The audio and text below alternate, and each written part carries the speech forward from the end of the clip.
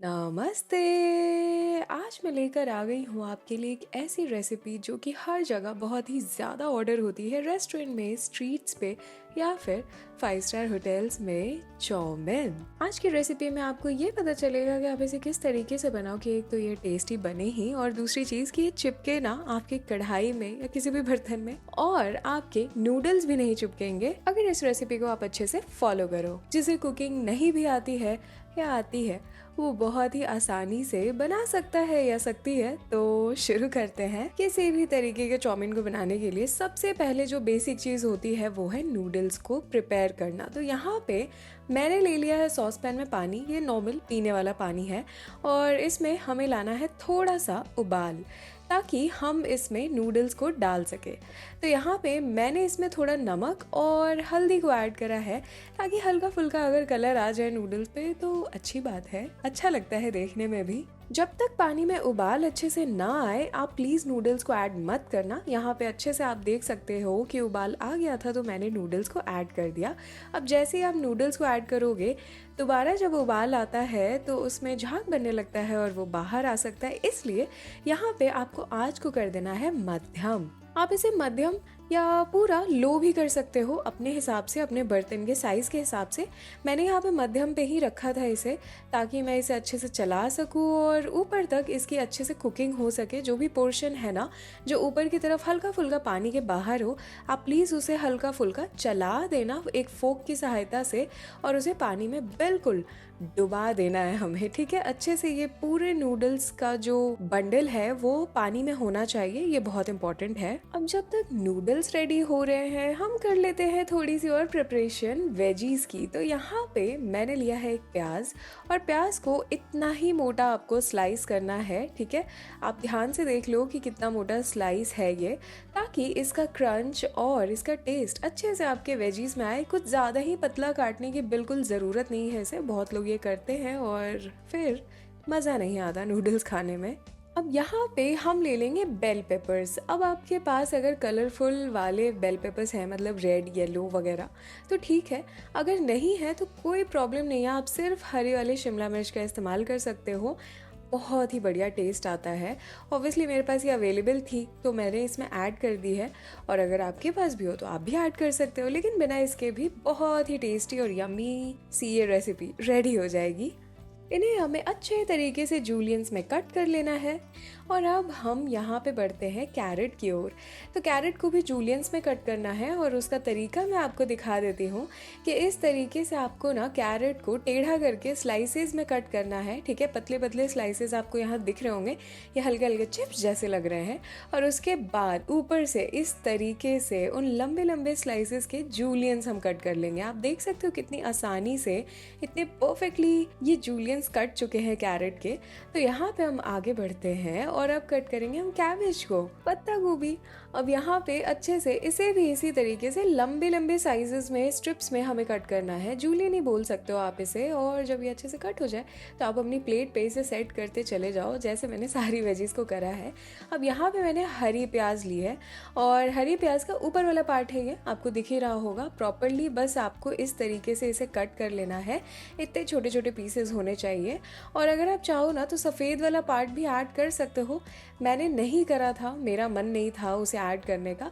बाकी यहाँ पे तो हमारी सारी वेजीज रेडी ही हैं, तो आगे बढ़ते हैं। यहाँ पे आप देख सकते हो कि बहुत अच्छे से हमारे नूडल्स उबल चुके हैं। बिल्कुल इसी सीक्वेंस में आप चाउमीन को बनाना, पहले नूडल्स उबलेंगे और आप तब तक वेजीज चॉप करोगे, और इधर नूडल्स भी आपके रेडी हो जाएंगे। यहाँ पे बिल्कुल परफेक्टली ये पक चुके थे, तो मुझे अब करना है इन्हें वॉश। ये एक इम्पॉर्टेंट स्टेप है। और नूडल्स अच्छे तरीके से पक गए हैं, ये आप कैसे देखोगे?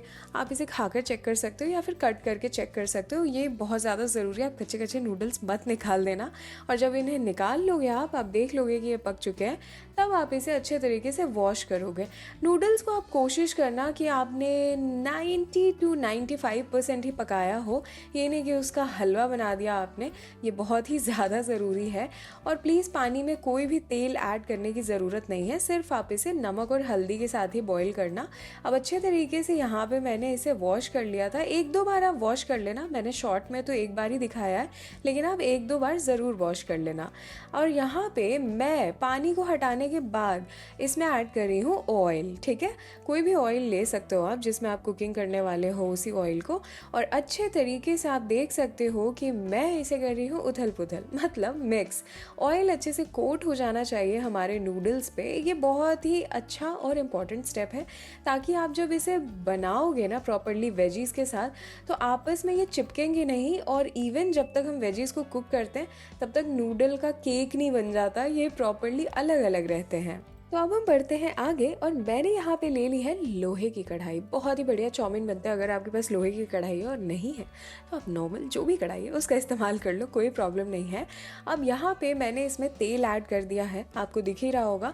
और मैं अच्छे तरीके से पूरी कढ़ाई में चाहती हूँ कि तेल फैल जाए, इसलिए मैं इस तरीके से इसे थोड़ा घुमा रही हूँ। फिर मैं करछी के इस्तेमाल से भी तेल को अच्छे से फैला लूँगी। आपको दिख रहा होगा कढ़ाई में अच्छे तरीके से कि एक चमक आ गई है, वो तेल की चमक है।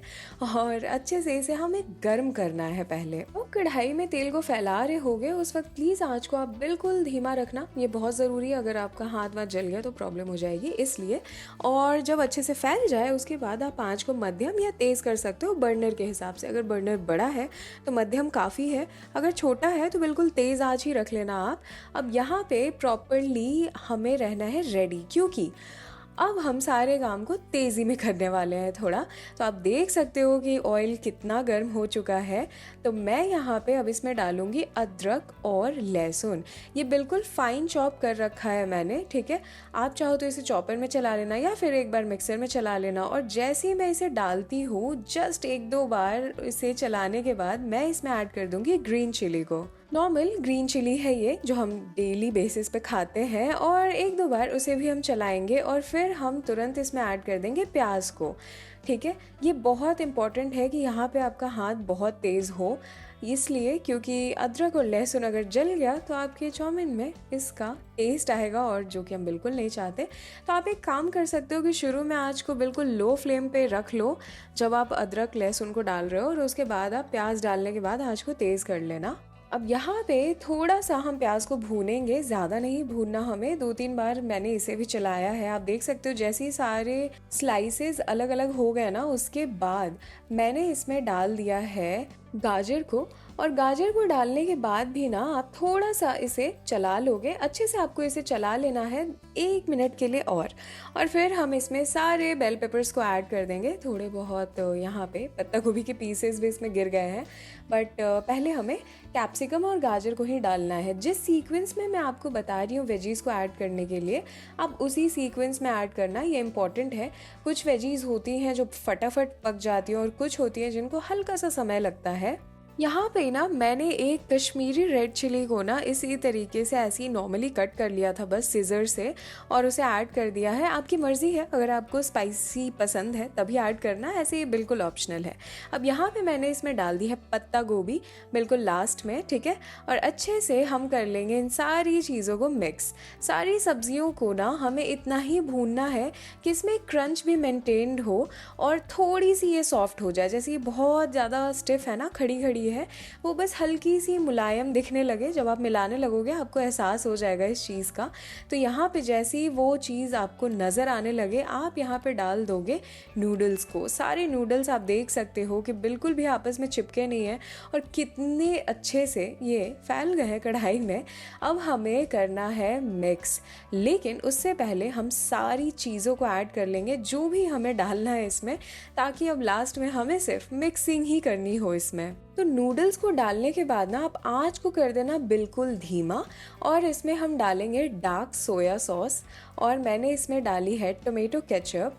उसके बाद मैं इसमें रेड चिली सॉस ऐड कर रही हूँ। अगर आपको ज़्यादा स्पाइसी नहीं खाना तो आप रेड चिली सॉस प्लीज़ छोड़ देना, इसमें ऐड करने की बिल्कुल ज़रूरत नहीं है। फिर मैंने इसमें ग्रीन चिली सॉस को ऐड कर दिया है। फिर मैंने इसमें सॉल्ट भी ऐड कर दिया, थोड़े से स्प्रिंग अनियंस ऐड करे हैं, बहुत ही ज़्यादा कम। अब हम हमें इसमें कुछ भी नहीं डालना, अच्छे से करनी है हमें मिक्सिंग। तो मैं यहाँ पे एक हैक यूज़ करती हूँ, क्योंकि हमारे जो घर में चूल्हे होते हैं वो थोड़े से छोटे साइज़ के होते हैं, कढ़ाई भी नॉर्मल डेली बेसिस की यूज़ की होती है।